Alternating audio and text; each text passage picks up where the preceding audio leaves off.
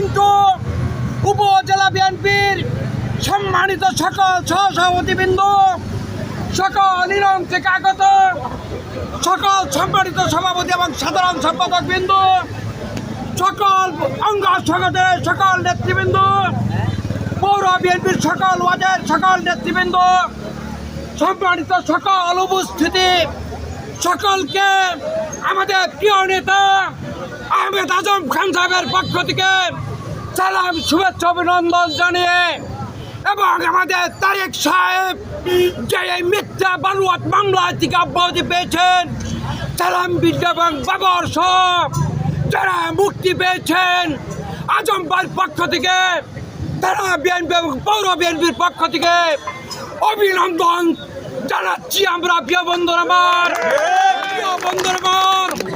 আমরা 5 তারিখে ফ্যাসিস্ট শেখ হাসিনার বিদায়ের মধ্য দিয়ে দ্বিতীয়বার দেশ স্বাধীন করেছে। আজকে তারেক রহমানের মুক্তির মধ্য দিয়ে বাংলাদেশ পুনরায় এবার পূর্ণাঙ্গ স্বাধীনতা লাভ করলো এবং বাংলাদেশের 18 কোটি গণতান্ত্রিক মানুষ মুক্তি পেয়েছে। বন্ধুরা আমার, এই দিনে আমাদের আহমেদ আজম খান সাহেবের নেতৃত্বে ঐক্যবদ্ধ থেকে আমরা সকল ষড়যন্ত্রকে মোকাবিলা করে যারা ষড়যন্ত্র করছে তাদেরকে দাঁত ভাঙা জবাব দিব ইনশাআল্লাহ।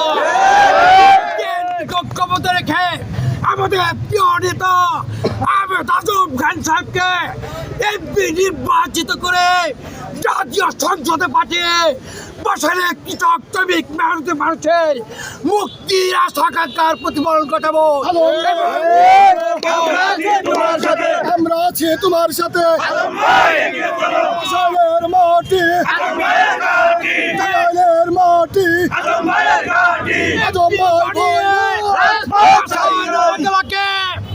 একটি আধুনিক উপজেলা হিসাবে এবং একটি স্বনির্ভর উপজেলা হিসাবে আমরা প্রতিষ্ঠিত হব।